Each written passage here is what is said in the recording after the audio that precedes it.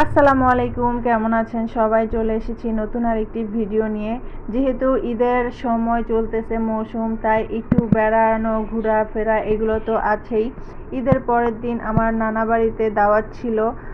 অনেক দিনের ইচ্ছা ছিল নানা বাড়ি যাওয়ার, কিন্তু সুযোগ হয়ে ওঠে নাই। ঈদ উপলক্ষে এই সুযোগটা হয়ে গেল। বাড়িতে মামা আসছে, আন্টি আসছে, সবাই, তাই আমাদেরকেও দাওয়াত করেছে। আর বাবুরহাটে গিয়ে একটু থামলাম, কিছু ফল মিষ্টি কিনলাম। আব্বুর সঙ্গে দেখা হয়ে গেল, সেও তার শ্বশুরবাড়ির জন্য কিছু কেনাকাটা করে দিল, পান সুপারি কিনে দিল শাশুড়ির জন্য। আব্বুকেও বলেছিলাম যাওয়ার জন্য, কিন্তু আব্বু কাজ ছিল তাই যেতে পারেনি। যাই হোক, কেনাকাটা শেষ করে তারপরে আমরা আবার রওনা দিলাম নানা বাড়ির উদ্দেশ্যে। আর এই সময়টা অন্যান্য সময় পানি থাকে, কিন্তু এবার কোনো তেমন বৃষ্টি না হওয়াতে কোনো পানিই ছিল না মাঠে, বিলে কোনো পানি ছিল না, শুকনো একদম, খুবই ভালো লেগেছে। আর এইটা আমার নানা বাড়ি চলে আসছি। এইটা আমার নানার হাতের ঘর। নানা এখন নেই, মারা গেছে। আর এইটা পরবর্তীতে নতুন করে করছে। আর নানা আর হাতের ঘর, এটা নানু ভাঙবে না, যতদিন আছে ততদিন এভাবেই থাকবে। যাই হোক, গিয়ে না আমরা যাওয়ার আগেই মামা ডাব পেড়ে রেখেছিল, ডাব খেলাম, ডাবের শ্বাস খেলাম। তারপরে রাদো আর আফিন ঘোরাঘুরি শুরু করে দিয়েছে।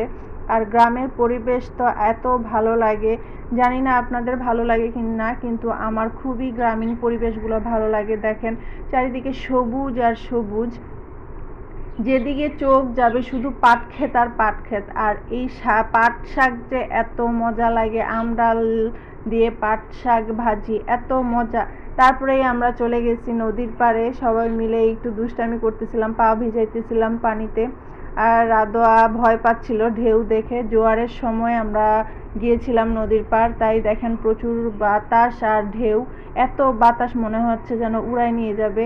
রাফিন একটু ভয় পায় নাই। আর একটু পরেই আমার ভাই চলে আসছে, সে চকলেট, চিপস, চুইংগাম, জুস, দুনিয়ার হাবিজাবি কিনে এনেছে। ছোটোখাটো একটা পিকনিকের মতো আমাদের হয়ে গেছে নদীর পাড়ে। আর নদীর পাড়ে গিয়ে দেখি যে এত সুন্দর হেঁচি শাক হয়ে আছে, এগুলো দেখে তো আর লোভ সামলাইতে পারলাম না। এমন তাজা তাজা শাক দেখে কার না লোভ লাগবে বলেন। আমি তো গিয়েই এই যে শাক তোলা শুরু করে দিছি।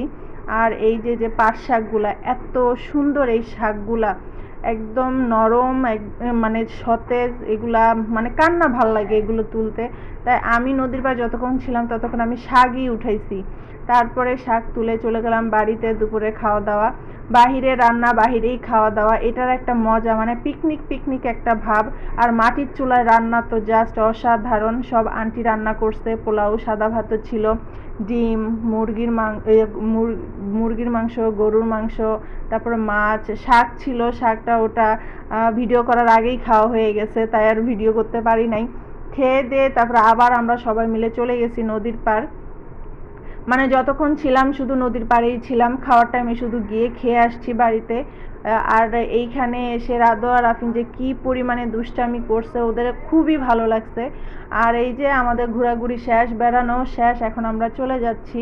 রাফিন ওর বর্মা এবং নানুকে টাটা দিচ্ছে, মানে আমার নানু আর আন্টি, ওর বর্মা, আমার নানু ওর বর্মা হয়, আর আন্টি ওর নানু হয়।